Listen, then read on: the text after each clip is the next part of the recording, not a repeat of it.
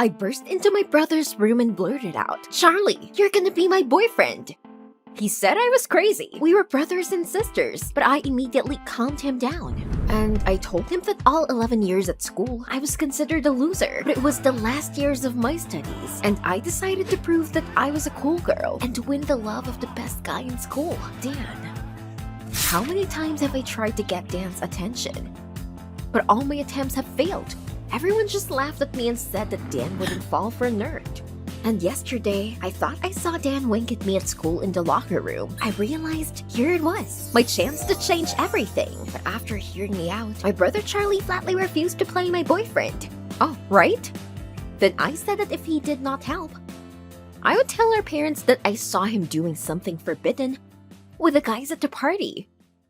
Charlie panicked and said he was just messing around. And I replied that if our parents found out, they would probably send him to a clinic for treatment. Then he would not have a sports career. He added that he did not expect such a vile blackmail from me. After that, Charlie sighed and asked what to do.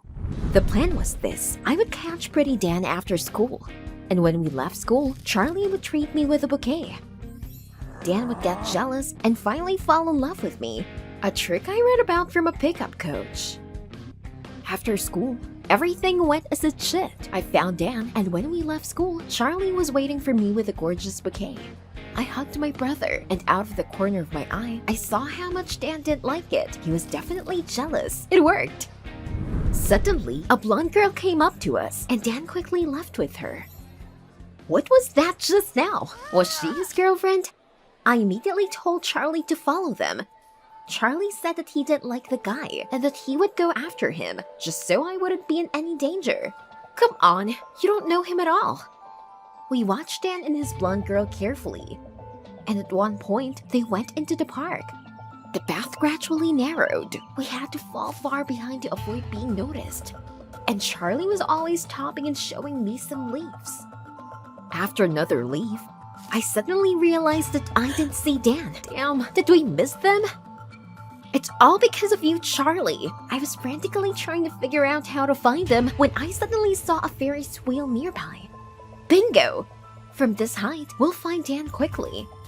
The queue for the wheel was long and I was nervous. Charlie tried to calm me down and even brought me cotton candy. How did he know I loved it? Then it was our turn, and the controller offered to take binoculars. Of course, give me. It will be very useful.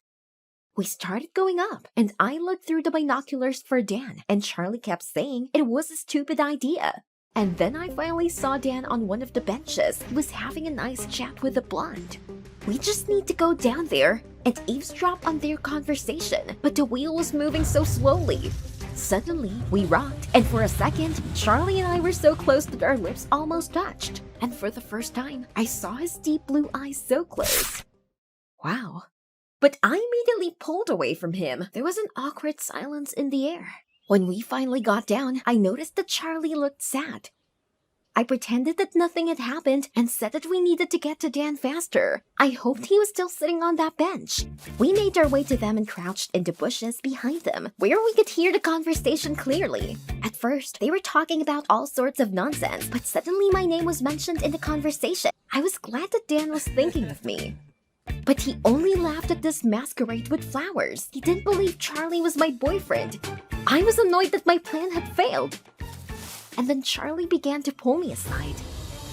Charlie, what's this for? Looking down, I noticed a snake near my leg. Charlie caught himself and threw it back with a branch, but Dan had already got up from the bench and was walking towards the bushes. He heard my cry. Charlie suddenly howled like a huge dog. Dan immediately recoiled, and he and the blonde hurried away. Thank you, Charlie. As soon as we got home, I locked myself in my room and spent half the night coming up with a new plan. But I kept thinking about the moment on the wheel.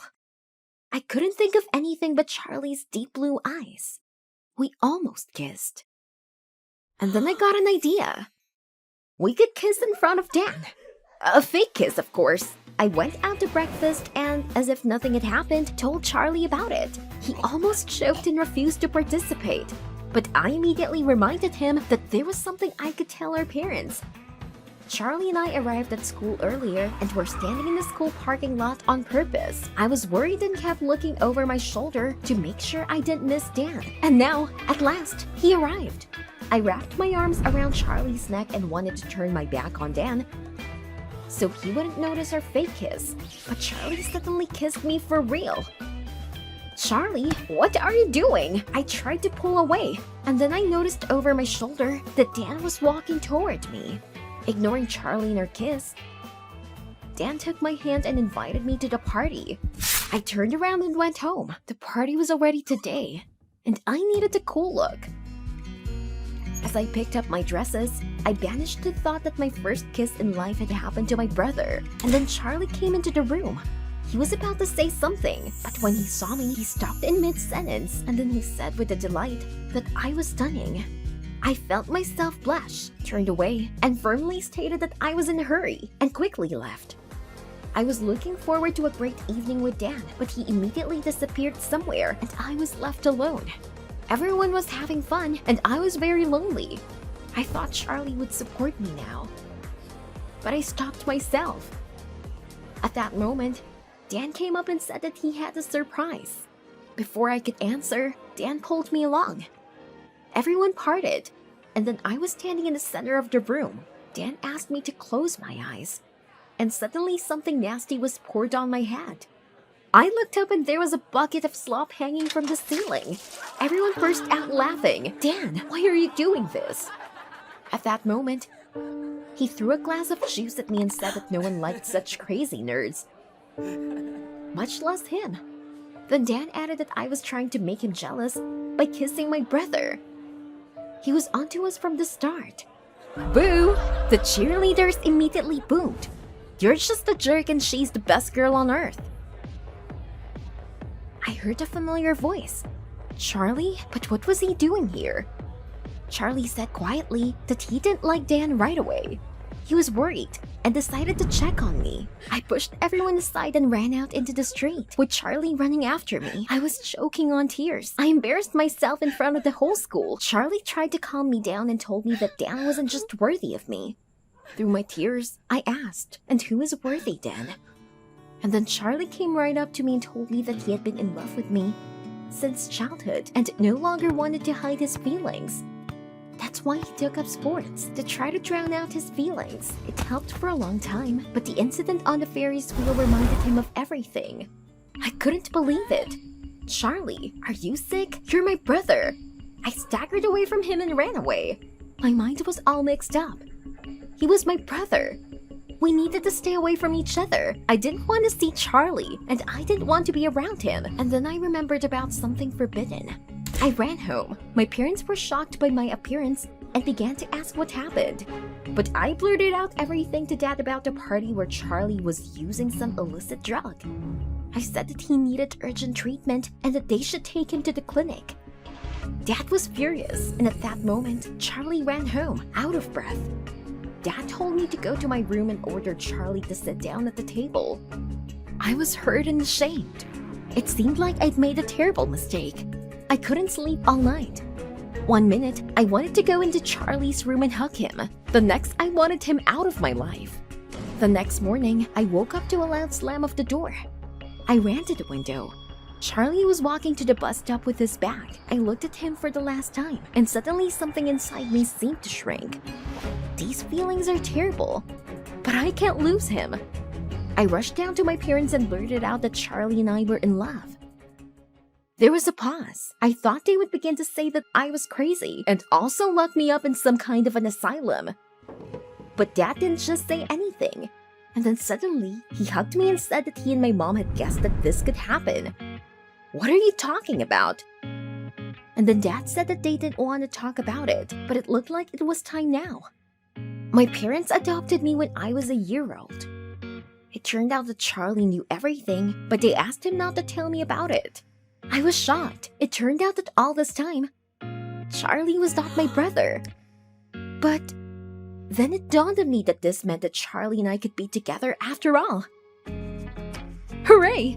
I immediately ran out of the house. My parents shouted after me that I would not make it. The bus was about to leave, but I didn't care. For the first time in a long time, I was happy. While I was chasing that vile Dan, my true love was so close. A bus stop was around the corner, and I saw Charlie on the bus.